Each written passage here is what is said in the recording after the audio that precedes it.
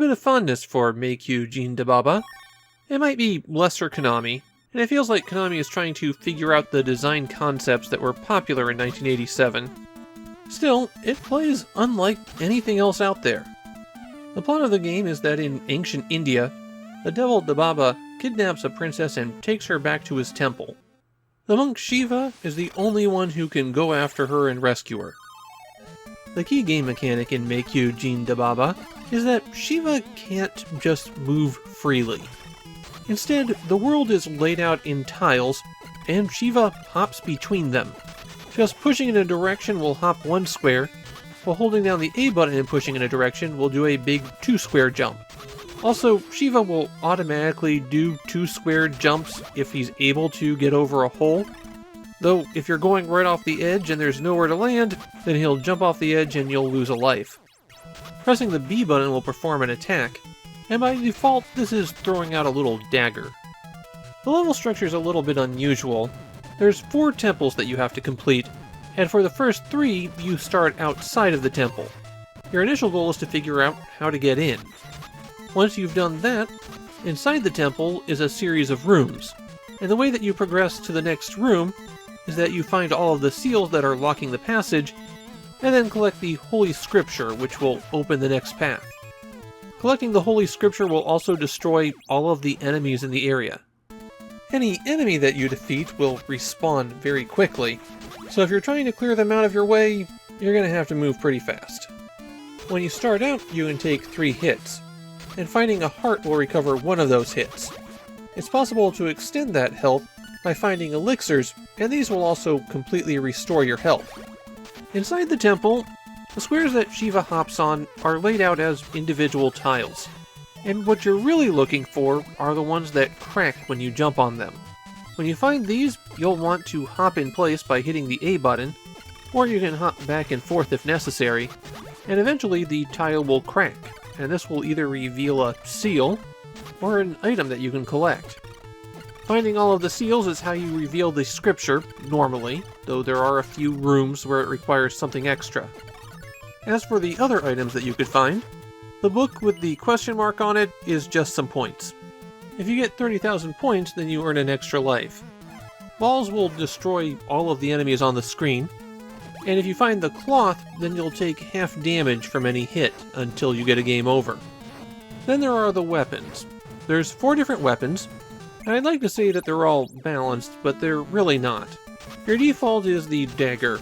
Very slow, very weak, it'll take you a ton of hits to take out anything. Next up is the lotus flower, which lets you shoot large fireballs.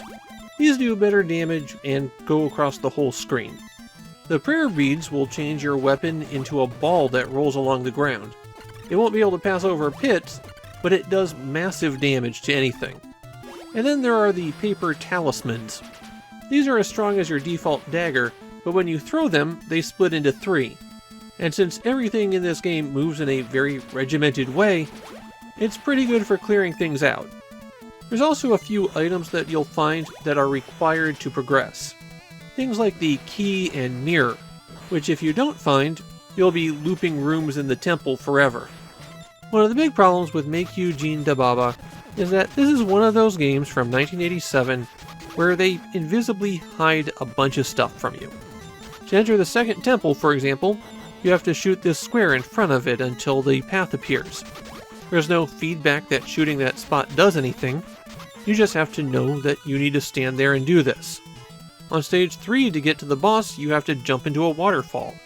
At least here, waterfalls are always suspicious in video games, though if you don't have the correct item, this will kill you instantly, so it might be a little bit discouraging to keep trying there. Not all of the secrets hidden like this are annoying, though.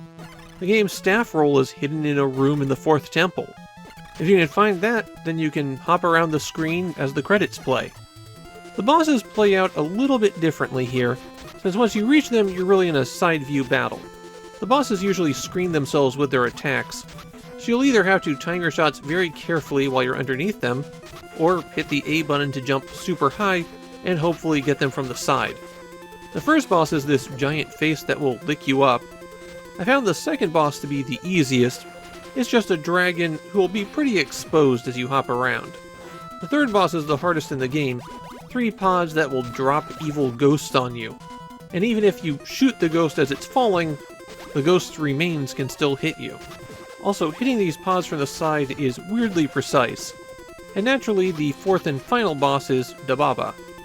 One convenient thing is that the game lets you save your progress. When you get a game over, if you're outside of the temple, then continuing or picking up for your save will start you in that same outdoor area. But if you're in the temple, then continuing will put you at the start of the temple. Meikyuu Jiin Dababa seems to be pretty obscure in Japan. The people who did know about it didn't seem to be especially fond of it. A lot of them commenting that they got stuck pretty badly. And some commenters mentioned that they felt that Konami in 1987 was in a slump. I don't know if I'd go that far, though this was a period where they had some rough games. I mentioned that I kind of like Meikyuu Jiin Dababa, but I also feel it's kind of incomplete. There's really only 4 or 5 different kinds of enemies that you'll encounter, and none of them are especially interesting. The best you get are the devil heads that change direction when you hit them. The secret requirements to complete certain rooms is more annoying than anything else.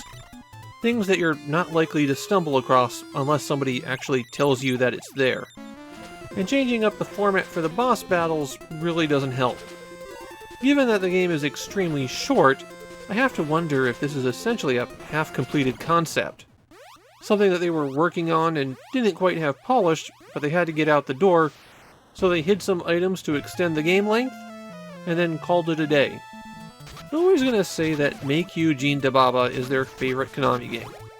But despite all those flaws, I did like hopping around and shooting guys.